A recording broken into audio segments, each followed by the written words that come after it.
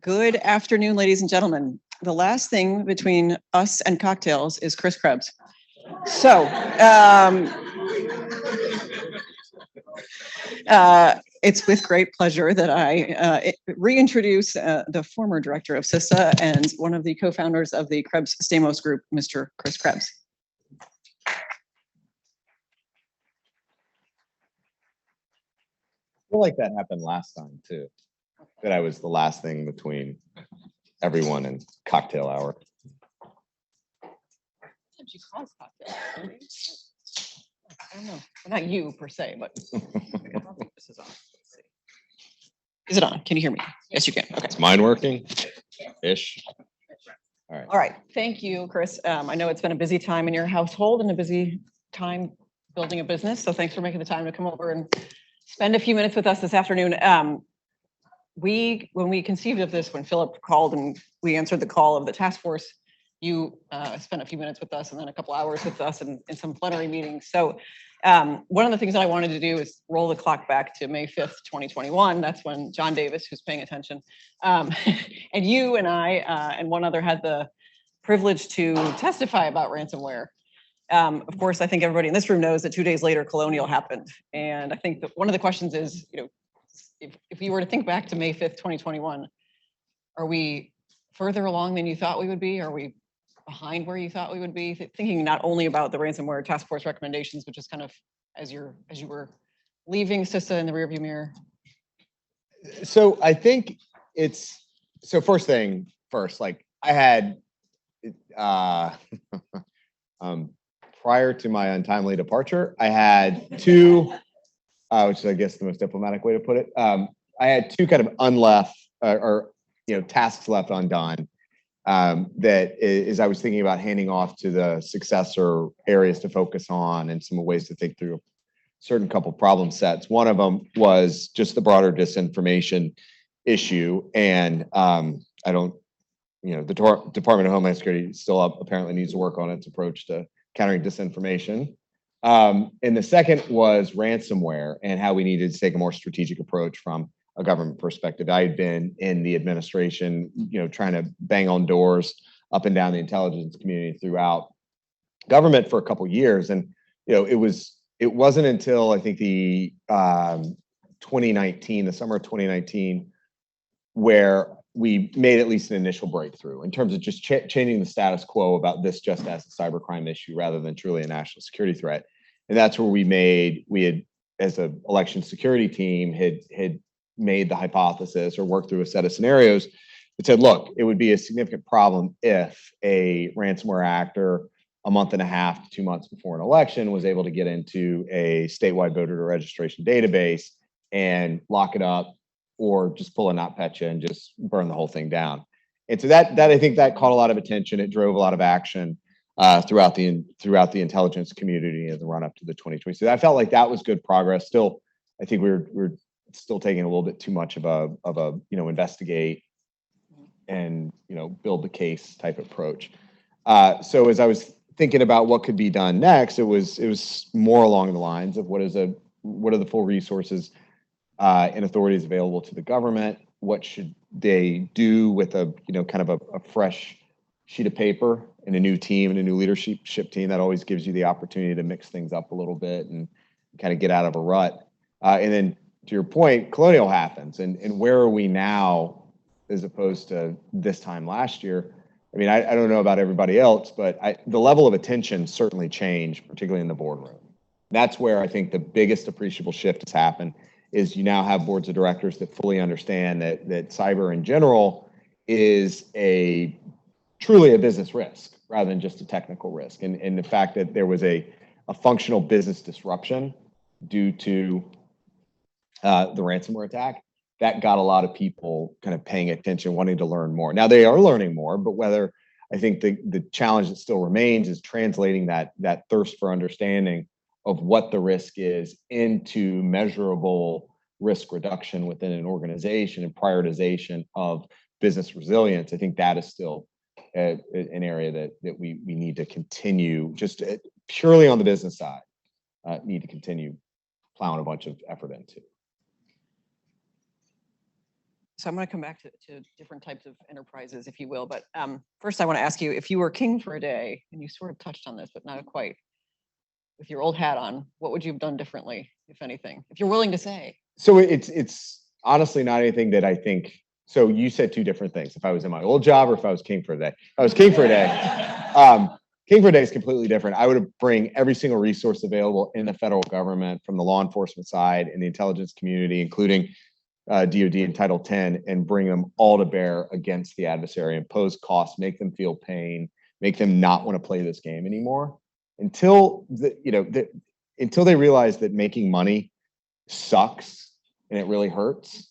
They're going to keep doing it.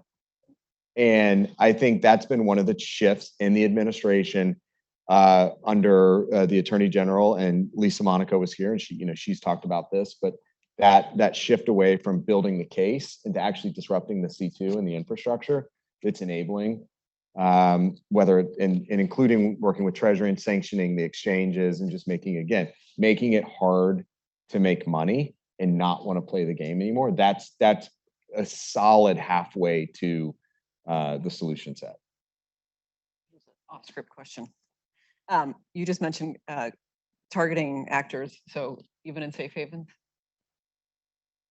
So I was hopeful, not optimistic, but hopeful, that the improved dialogue, or the broadened dialogue between the National Security Council and the Russian equivalent would bring at least some shift. And I think, in January, where we saw some takedowns, I thought that was it was also a little suspect at the time. And, I've called it, and others have called it, gangster diplomacy, where they were going to use that as leverage as they moved into invaded Ukraine. I think we overthought that perhaps a little bit, because I don't think anything in Ukraine kind of played out the way that people expected. But the other interesting aspect of Ukraine is how it's kind of refactored across the ransomware community, and how what used to be, gangsters and criminals working together across country lines, now there does seem to be, in some respects, some honor amongst thieves, where you're seeing, whether it's Ukrainian or other Eastern European or even Russian cyber criminals that are, look at what's happening with Conti. How they've built up, broken down, and refactored, and maybe going away for good. I think that the safe haven piece of Russia is going to continue to be a problem, and the diplomatic angle has to be part of a solution. But I do think that whether we want to call it the defend forward model, is probably the one that's going to have the most success. May not share your viewpoint. That's okay. That's why we're here. So just a bit more on that. You just kind of mentioned the decline of Conti.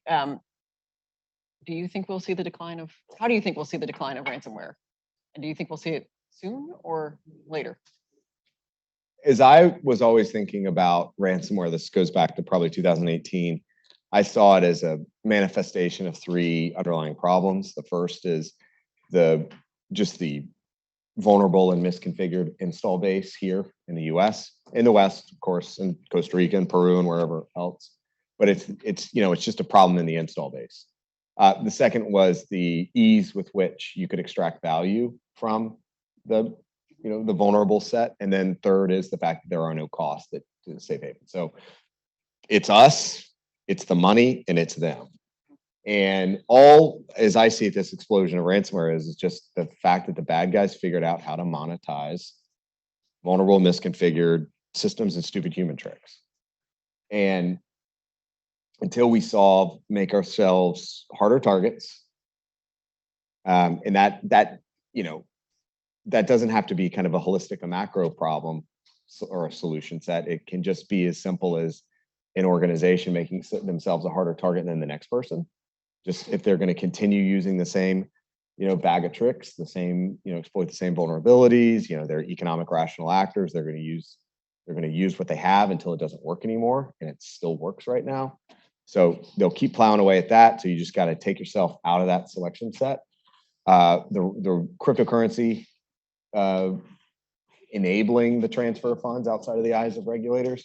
I think the last 6 months or so have been interesting in slowing it down a little bit through no specific directed action necessarily.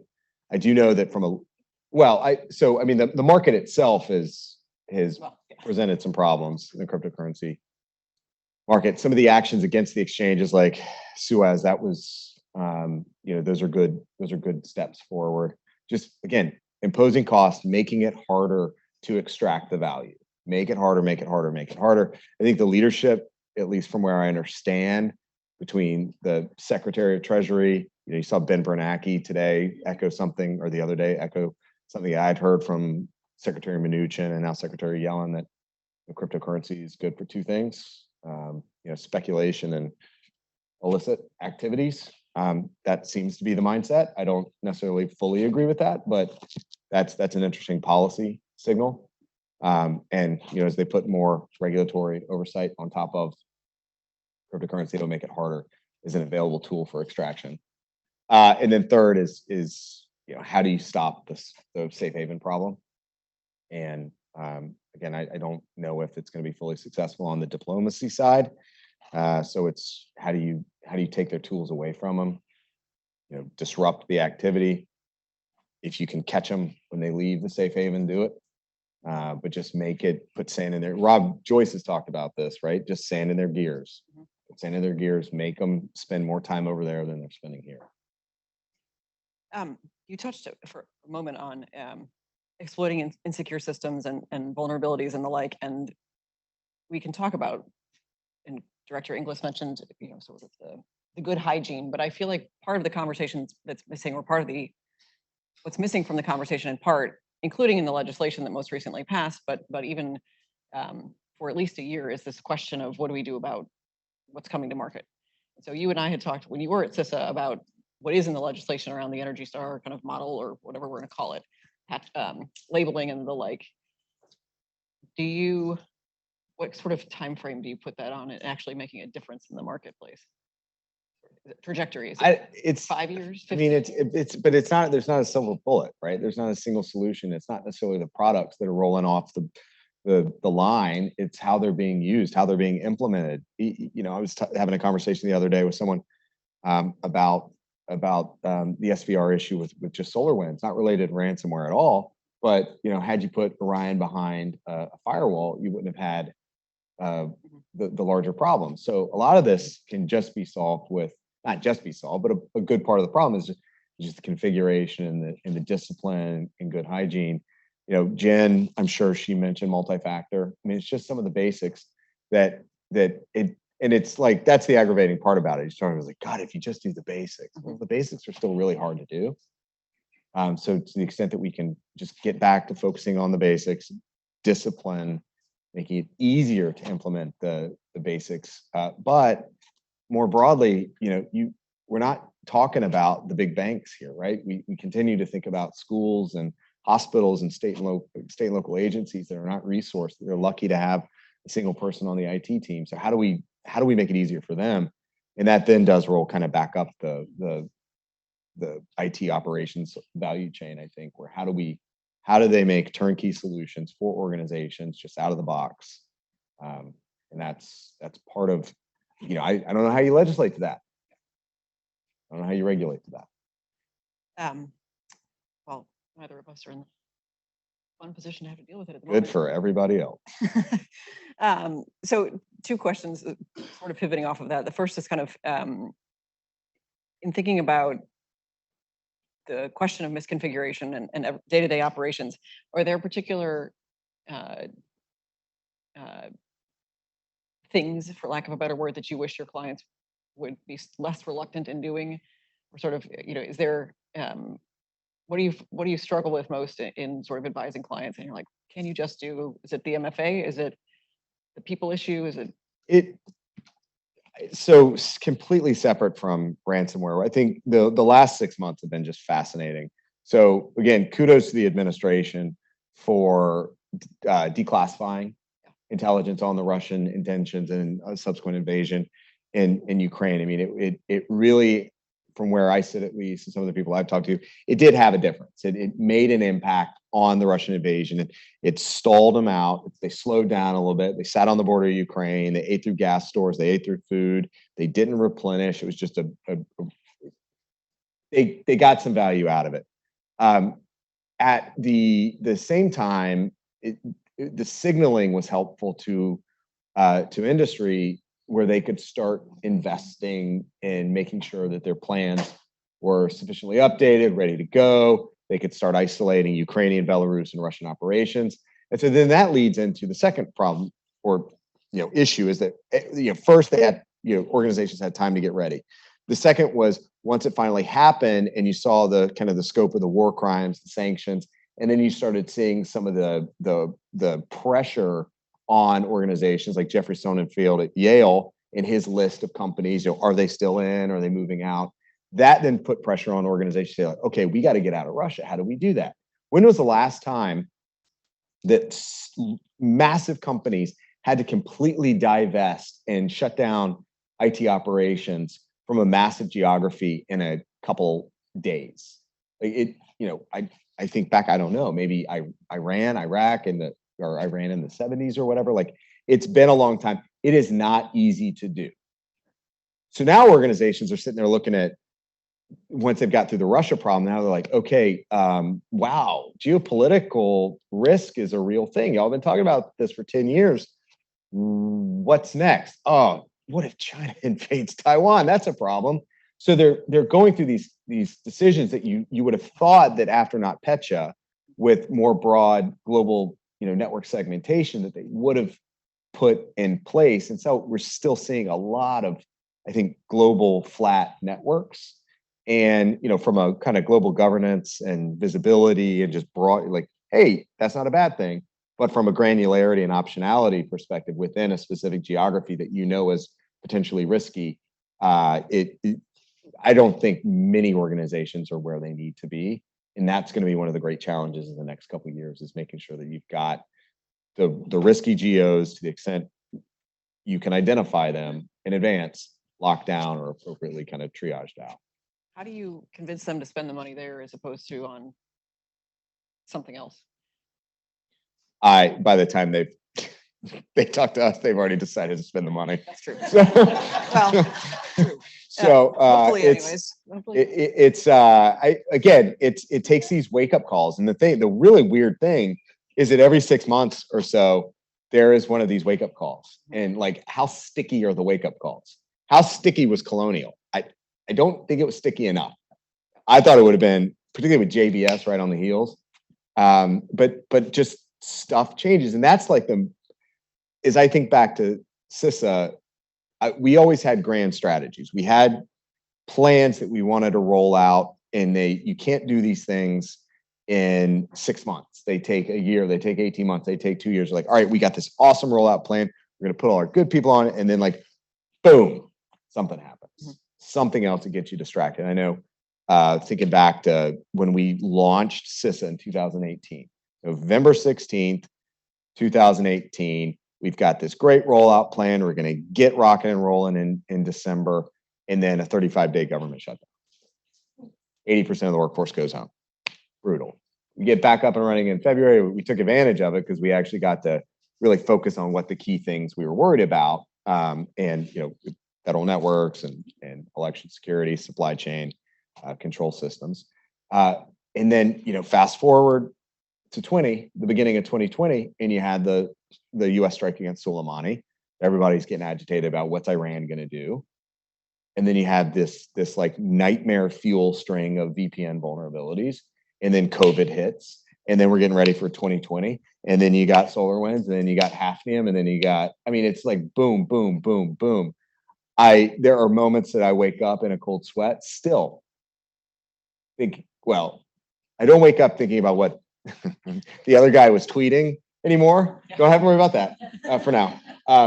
But like, oh yeah, that was like every 3:30 in the morning. I'd be waking up, be like, oh God, what's today going to look like? But it's those events, like, what is going to knock us off our game? And I know that Jen has to struggle with that every day. And you just want to get past these things. You want to get past COVID. You want to get past the Russian invasion of Ukraine. But that's just not how it works. So you've got to adjust your expectations and your planning and your ability to get the job done, based on the world around you, and think at the same time, like, okay, fine, I'm dealing with this today, but I still want to strategically think about how I avoid tomorrow's problems. And that was the whole mindset behind defend today, secure tomorrow, the CISO motto we had at the time. And it was, we got to get through today's stuff, but we have to be thinking longer term. And then that's, of course, what led to the development of the National Risk Management Center. So it's just, that's really one of the hardest jobs, I think, in government right now, is keeping those two mindsets of dealing with today's problems, but also thinking far enough ahead where you can make life easier for you 2, 3, 4 years down the road. I have follow-on questions, but I'm told we're already at the end of our time. So, or Chris, depending on what time he needs to leave out of here. Did they want to ask questions? If you're, or do they just want to drink? What's it is Friday.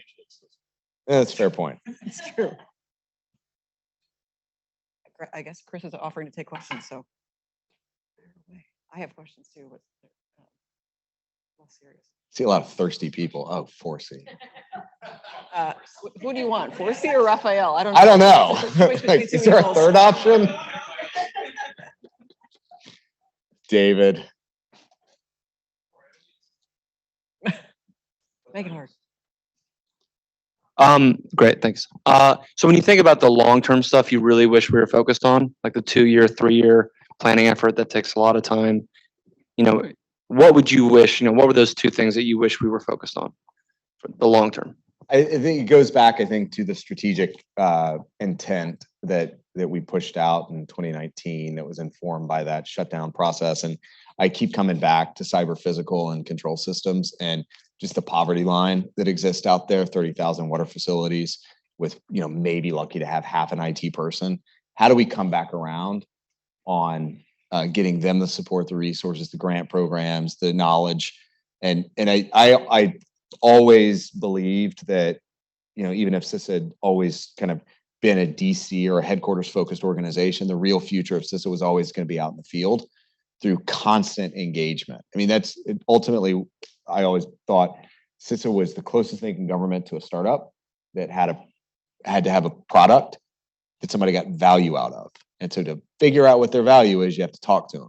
And it's not necessarily, no offense to the lobbyists in the room or the government affairs people, but it's out with the operators and engaging them, facilitating those conversations, identifying the gap, plugging the gap, not doing stuff that the private sector's already fixed or has a solution for. And that, I think there's a whole bunch of room to run there. And one of the other challenges, I think, in this city, at least with the government, is everybody's focused on the wrong side of not the wrong side, but over focused on one side of the risk equation. Everybody's really intently focused on the threat side and not thinking enough on the consequence side and how do you manage consequence down. And I think that's where CISA has an incredible amount of future possibility, opportunity. And again, that was the concept behind the National Risk Management Center, the national critical functions, really understanding what matters, and then putting initiatives together that can draw down that risk. So before Raphael jumps in here, I'm going to follow on the question, and I'm not just doing it to be helpful, I promise. In thinking about, so you just talked about getting, I won't call it the heartland, but getting out to the states and the like. What advice are you currently giving to the states? How do we help them, given, as you said, well, they're not your customers because they can't afford you, probably, but that's not true. So it was funny, after Baltimore got hit the second time, we got a lot of pressure from Congress and external parties, like, you guys have to get out there, you have to engage more. And Jeanette Manfred and I talked about this ad nauseum, like at length. How can we be more helpful?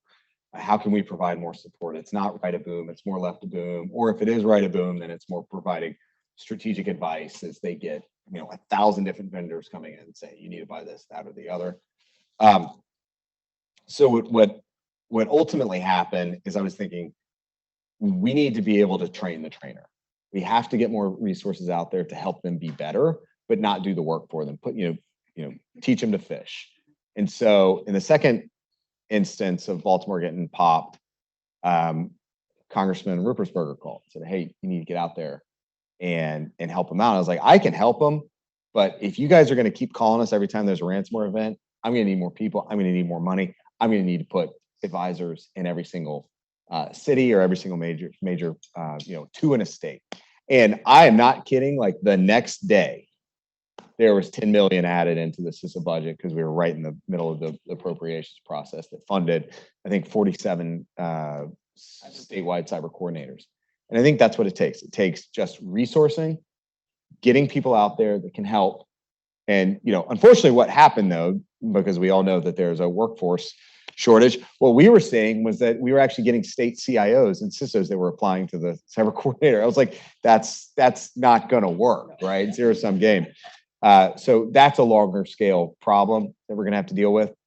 But I still think that it's providing that on the ground resource. I actually wanted, and I have no idea where this stands, but my idea was I wanted basically either a MERS truck, which is in FEMA parlance, it's the dedicated communication satellite uplink truck that is also a command center. I wanted something like that for every region, where we could roll that out and for incident response. But then, there was some people that could be like, well, when they have incidents, they don't want to broadcast that they're working with the government or anything, or they have it. I was like, fine, whatever. So what's that? Ghostbusters. Yeah, right. So, maybe we'll just have like a static or a digital sign that you can just wipe it or say, Ghostbusters or FBI or something. But it could also be a cyber range, and it's things like that. We can't ask someone in Tulsa to go to Idaho Falls for industrial control system training. We have to bring the training to them. And I think that's where the government's got the greatest opportunity. It's to push out to the edges as much help, assistance, training, knowledge as possible to bootstrap. And it's not incredibly expensive. I think once you have that center of excellence that can be out there constantly engaging. And that's unless we're just going to use our Title 10 and Title 50 resources to take every bad guy off the face of the earth, we have to be harder targets here. And regulation, I just don't think is going to get us there. And it's not going to. So, just look at what happened with the incident notification requirement. It got held up at the end because it was interpreted as being applicable to small and medium businesses. So they got pulled out. So, okay, fine. We just left them.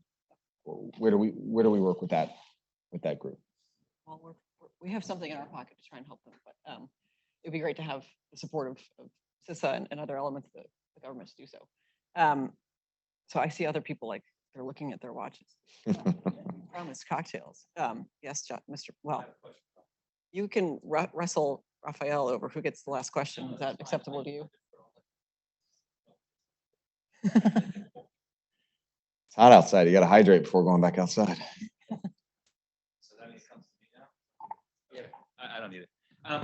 So sorry to hold everybody up again, but I wanted to just take advantage. You said something, Chris, that I find, and I think many people here probably find frustrating as well, around the stickiness of it, right? And you were talking about it in sort of broader sense of the colonial pipeline, but I'm sure, like many of you, I see that inside organizations as well. They get hit, then they forget about it, then they get hit again. Any thoughts on how we help organizations make incidents more sticky so that they learn better when bad things happen, as opposed to just, we're going to solve this problem and forget about it? I wanted to leave you with an easy one. Yeah, right. I've got like 4 answers to this.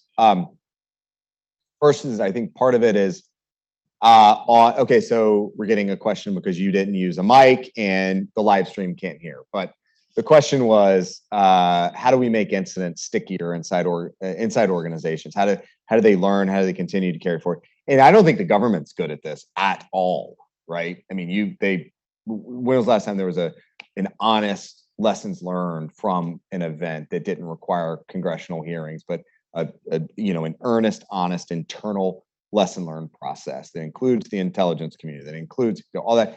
Obviously, gain loss issues all over the place with intel, but and these things are embarrassing too. Same thing happens in the private sector. It's embarrassing. Somebody screwed up.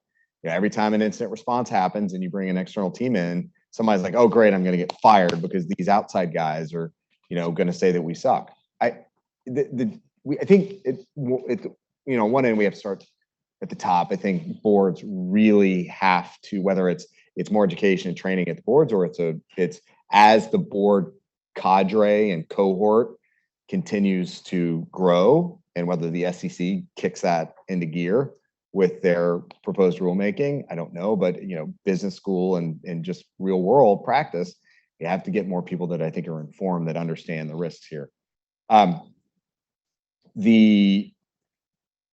There's a second piece here about owning up to incidents and actually embracing them and being transparent. I think that's recently been a pretty, it's been instructive. You see the companies that try to hide it, and you see companies that actually embrace it and they talk about it and they have blogs and all this other stuff. I mean, I think, again, I worked with them on this, but I thought SolarWinds did a pretty good job of being transparent about what they were happening, keeping updates going and flowing. I think that's a big part of then instituting, or rather implementing in that security change. I think the thing we have to get away from, at least this is how I see the world, is that this is just a today problem. Like we keep just living in the same horrible episode of the TV show. It's just over and over and over. The way that we're using technology, the way that we continue to expand, the thing I keep saying is like, put yourself 5 years into the future. There's going to be more things that we rely upon, and more services that we're going to outsource. So the dependencies, the attack surface is only going to expand. That's really going to be for the rest of human history. Right? I mean, it's like, it is only going to get more complicated on the defensive side. And so how do we start pulling that acceptance, and almost like an Eastern philosophy, accept your mortality and you make a different set of decisions. So I think if you bake that in, and that's where the movement, the DevSecOps and all that has a lot of promise, but that's down here. How do we get more in the leadership cadre, the decision-making ranks, to push against lines of business that say, no, we're going to use this third-party service. We'll have you assess them. Anything about what their security policy. So more expectations up top. More expectations up top, I think, is a good place to close. Is that good for you? Works for me. Thank you again for Thank coming you. down and making the time. Before I turn it over to our board chair, Mr. Michael McInerney, to close us out, I want to just take a brief moment, since technically he's our board chair, not part of IST, to say thank you to most of the IST team who are not here in the room, and to Venable again for hosting us, Emma, Zoe, Andy, one of our colleagues who's not here. So thanks to Chris for coming. Thanks to all of you for sticking in here. Mike is going to take us home, and stay with us because there's lots more to do.